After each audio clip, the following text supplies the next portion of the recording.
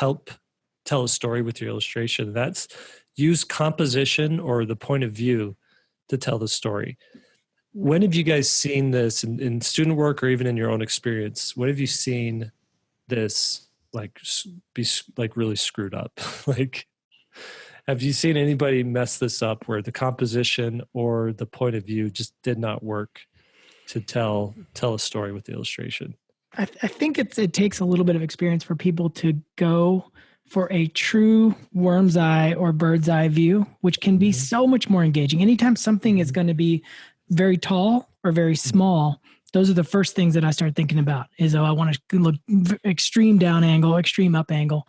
And I think a lot of times people just take kind of this general camera angle that's, almost like we're walking around, your general line of sight. That mushy middle. The worst for me is, and I see this so much in like amateur student work, is it may be a perspective drawing where there's clearly some perspective happening, but the POV is like 12 feet above where the eyes should be. So we're not a bird's eye view. We're not even an eye level view. It's just like we're here floating 12 feet above the ground, Yeah. And it's that speaks to an evolution of your art, because when you first start drawing, you don't think about, well, one, you're incapable. You don't have the skills to put the camera in different places, let alone think about that being an option. Right. And then as you develop later on in some of these classes, we start talking about like, well, you could put the camera. What are you talking about camera? You're the director. You get to wear a lot of hats as an illustrator. And one of them is you're the director. So the director gets to decide what kind of camera angle you're going to use. Or maybe it got decided in a meeting with maybe the storyboard artist came up with some panels that looked really cool, and they were like, oh, that's perfect, let's go with that. So maybe the storyboard artist is the one that actually, some of their ideas of where the camera got placed got put into the film. But when you're the illustrator, that's an option.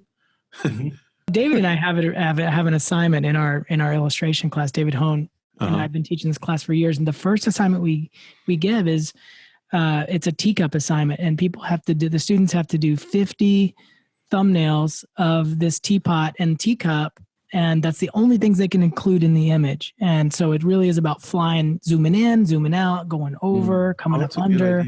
It's a good one, because once they're about at 20, you got to start kind of tapping the pencil on the desk, like, okay, what else am I going to do? And that's when the drawings start to get really interesting and the compositions start to become a little more interesting. That's cool.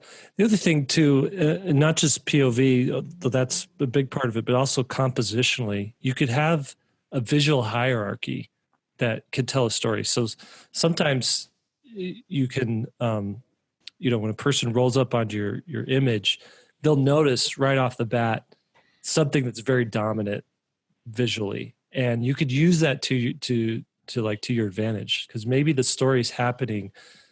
The real story's happening behind that image, or behind that main,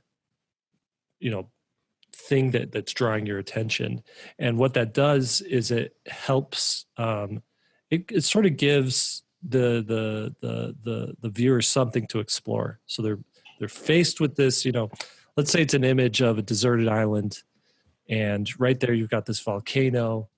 And the volcano's erupting, something like that. And so your attention is drawn to this volcano. But when you give it a little bit of a second, look at it, you see, villagers like escaping the boats, and you see, all this other little detail happening, building a wall to stop lava and stuff like that.